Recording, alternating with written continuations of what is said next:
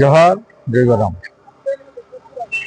গোবিন্দ মাহাতো চুনারাম মাহাতো দুঃখের বিষয় 1942 সালে আমাদের মহাত্মা গান্ধী তার যে ভারত ছাড়ো আন্দোলন, সেই 1942 সালেই অনুপ্রাণিত হয়েছিল এই গোবিন্দ মাহাতো চুনারাম। তারা দেশ মাতৃকার সেবায় তারা এখানে নিজের প্রাণকে বলিদান দেন। অতি দুঃখের বিষয়, আজও পর্যন্ত গোবিন্দ মাহাতো চুনারাম মাহাতো সীমিত আছে শুধু মাহাতো একটা কমিটির কাছে। এটা দুঃখের বিষয়, কারণ এরা আদিবাসী কর্মী সমাজ। আমি একদিন সমস্ত পুরুলিয়া জেলায় যারা শহীদ হয়েছে দেশের জন্য, তাদের আমি একটা রথ বাইর করেছিলাম। আর সেই রথে ঘুরতে ঘুরতে ঘুরতে ঘুরতে আমি এখানে এসে দেখি, আমি ওসিকে বলি, ওসি বড়বাবু বলি, বড়বাবু এখানে যে গোবিন্দ চুনারাম মাহাতো পুলিশের গুলিতে মারা গেছিল, এদের কোথায় মাল্যদান করা হয়? আমাকে দেখাই দিল ওই ভেতরে দুটা ইট এরকম করে রাখা ছিল। তখন আমি অত্যন্ত দুঃখের বিষয়, তখন আমি বিরাইকে এখানে ফোন করলাম, এখানে ঠিক ওই দিনই শপথ করলাম যে আগামী বছরেই আমি কিন্তু এখানে শহীদ বেদি বানাবো এই কাজে।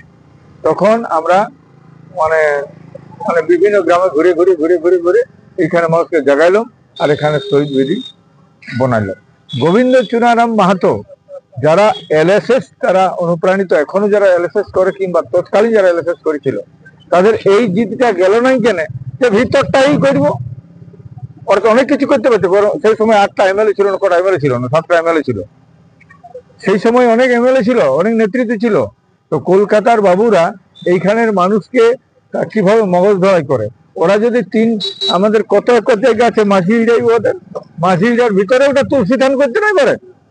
আরে কথা মরেছে কি বলে ইন্দিরা গান্ধী গুলিতে, ও আর প্রত্যেক এলাকায় মোড়ে মোড়ে বোধহয় ইন্দিরা গান্ধীর স্ট্যাচু আছে। গোবিন্দ চুনারাম মাহাতোর এই ভাবনাটাকে দেয় নাই, যেহেতু কুর্মী ঘরে, সাধারণ ঘরে, কৃষকের ঘরে এবং শ্রমিকের ঘরে জন্মেছে, তার জন্য ওর কোথাও মূর্তি হলো না।